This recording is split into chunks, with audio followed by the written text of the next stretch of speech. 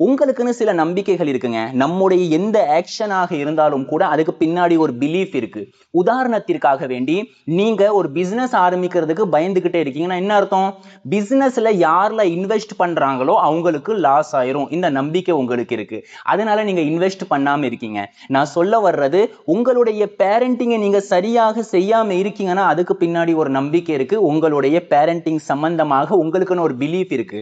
அந்த பிலீஃபை நம்ம தகர்த்துட்டோம்னா, உடைச்சிட்டோம்னா அதுக்கு அடுத்து உங்களுடைய ஆக்ஷன் சரியாயிரும். ஐ மீன் உங்களுடைய பேரண்டிங் சரியாயிரும். பார்க்கலாமா? முதலாவது விஷயம், children are capable of solving problem. குழந்தைகள் இருக்கிறார்களே, அவர்கள் அவர்களுடைய பிரச்சனையை சால்வ் பண்றதுக்கு, அதை சரி செய்வதற்கு ஆற்றல் பெற்றவர்கள். அவங்கனால அவங்களுடைய பிரச்சனையை சரி பண்ண முடியும். அவங்களுக்குன்னு இறைவன் கைகால்களை கொடுத்துருக்கான், அவங்களுக்கும் மூளை இருக்கு, எல்லாமே இருக்கும் போது எல்லா விஷயத்துல போய் ஏன் மூக்கை நுழைக்கிறீங்க? இதனால என்ன பிரச்சனை ஏற்படும்னா, குழந்தை தன்னை ஒரு கல்லா உணர ஆரம்பிச்சிடும். என்னால எந்த ஒரு பிரச்சனையும் சால்வ் பண்ண முடியாது. ஒரு சின்ன விஷயங்க, சின்ன விஷயம், கிச்சன்ல போய் சாப்பாடு எடுத்துட்டு வரணும். அந்த குழந்தைக்கு வயசு என்ன ஆகுது? 11 வயசு ஆகுது. அம்மா போய் என் குழந்தை கீழே சிந்திருமோ சொல்லி பின்னாடியே ஃபாலோ பண்ணிட்டு போய் எடுத்து கொடுக்குது. ஏன் எடுக்கணும்? ஏன் எடுத்து கொடுக்கணும்? கீழே சிந்தட்டுமே, கீழே கொட்டட்டுமே, கீழே விழட்டுமே. ஒரு தடவை விழுந்தா அதுக்கு அடுத்தது எப்படி செய்யக்கூடாது சொல்லி அவங்களுக்கு படிப்பினை கிடைக்கும். அவங்களுடைய எந்த பிரச்சனையா இருந்தாலும் கூட அவங்க ப்ராப்ளமை சால்வ் பண்ணணும், நீங்க சால்வ் பண்ண கூடாது. அவங்களுக்கு வேணா ஹெல்ப் பண்ணலாம், அந்த ஒரு பிரச்சனையை சால்வ் பண்றதுக்கு. உதாரணத்துக்கு ஒரு எக்ஸாம்பிள் கொடுக்குறேன். சாரா சொல்லி ஒரு பொண்ணு இருக்கா.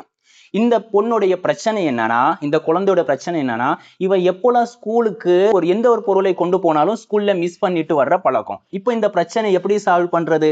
பேரண்ட்ஸா இருக்கிறவங்க அந்த பொண்ணுகிட்ட கேட்கணும், அந்த புள்ளைகிட்ட கேட்கணும், இப்ப இந்த மாதிரிமா நீ மிஸ் பண்ணிட்டு வர, இதுக்கான தீர்வு என்ன, நீ இதுக்கான ஒரு வழியை நீயே சொல்லி அந்த பேரண்ட்ஸ் ஆக இருக்கிறவங்க அந்த குழந்தை இடத்துல கேட்கணும். நான் சொல்ல வர்றது, குழந்தைகளுக்கு வரக்கூடிய பிரச்சனையை குழந்தைகளை சால்வ் செய்வார்கள்.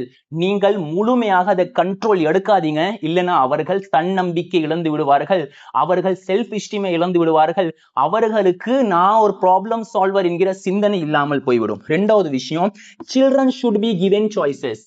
குழந்தைகளாக இருக்கக்கூடியவங்க அவங்களுக்குன்னு சில தேர்வுகள் கொடுக்கப்பட வேண்டும், சாய்ஸஸ் கொடுக்கப்பட வேண்டும். இதே செய்யலாமா, அதை செய்யலாமா, இப்படிதான் நீங்க குழந்தைகிட்ட பேசணும்.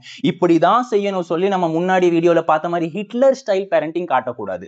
ஆப்ஷன் கொடுக்கணும், சாய்ஸஸ் கொடுக்கணும். உதாரணத்துக்கு ஒரு குழந்தை படிக்கணும், அதே சமயத்துல விளையாடவும் ஆசையா இருக்கு. நீங்க குழந்தைகிட்ட என்ன சொல்லணும்னா, நீ இப்போ முதல்ல விளையாடுறியா இல்லைன்னா முதல்ல படிக்கிறியா, இப்படி சொல்லணும். அங்க போயிட்டு நீ படிக்கதான் செய்யணும் அப்படிலாம் நீங்க சொல்லக்கூடாது.